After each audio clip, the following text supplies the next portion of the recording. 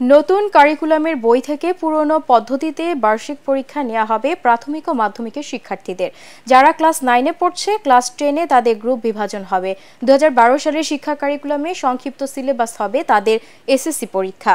স্কুলগুলোতে এইসব নির্দেশনা পাঠিয়েছে এনসিটিবি। শিক্ষা কার্যক্রম বারবার পরিবর্তনে উদ্বিগ্ন অভিভাবক শিক্ষকরা। রিপোর্টে জানাচ্ছেন মাহবুব কবির চপল। দলের মধ্যে একই সিদ্ধান্ত গ্রহণের কারণ বিভিন্নজনের শিক্ষাবর্ষের মাঝামাঝি এসে শিক্ষা কারিকুলাম বাতিলের ঘোষণায় স্থবিরতা নেমেছে স্কুলগুলোতে। দায়সারাভাবে চলছে শিক্ষা কার্যক্রম। তীব্র আপত্তির পরও নতুন শিক্ষাক্রম পড়ানো হচ্ছিল 2.5 বছর ধরে। এখন তা বাতিল করায় নানা ধরনের জটিলতার সৃষ্টি হয়েছে, যার বড় ভুক্তভোগী শিক্ষার্থীরা। আজকাল থেকে যদি আমাদের সিলেবাসটা চেঞ্জ হয়ে যায় তাহলে হয়তো বা আমাদের সমস্যা হতে পারে, কারণ আমরা তো এতটা চাপ নিতে পারবো না একসাথে।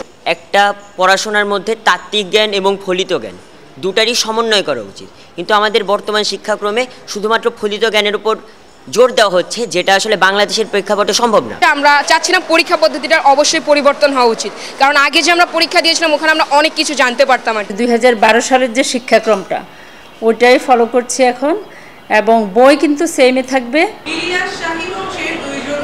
নবম শ্রেণীতে যারা পড়ছে বেশি বিপাকে পড়েছে তারা। এই ক্লাসে বার্ষিক পরীক্ষা হবে এখনকার বই অনুযায়ী। আবার দশম শ্রেণীতে বিজ্ঞান, মানবিক, কলা বিভাগের যে কোনো একটি নিতে হবে।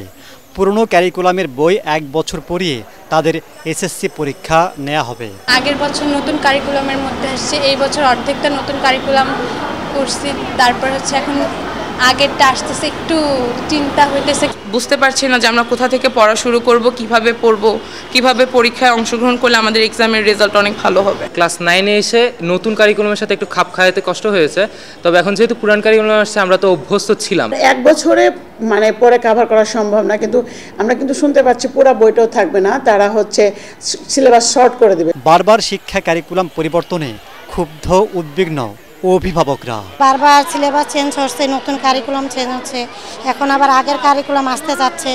আসলে আমরা সব কিছু নিয়ে টেনশন করি। যে শিক্ষা কারিকুলাম ছিল এটা বাতিল হতে আমরা অভিভাবকরা অনেক বেশি খুশি এবং আনন্দিত, বিকজ বাচ্চাদের ফিউচার নষ্ট হয়ে যাচ্ছিল।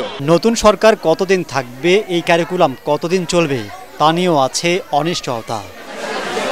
উন্নত দেশগুলোতে একটি শিক্ষাক্রম সাধারণত 16 থেকে 20 বছর পড়ানো হয়, কিন্তু বাংলাদেশে সরকার পরিবর্তনের সাথে বদলে যাচ্ছে শিক্ষাক্রম, যা রীতিমতো উদ্বেগজনক।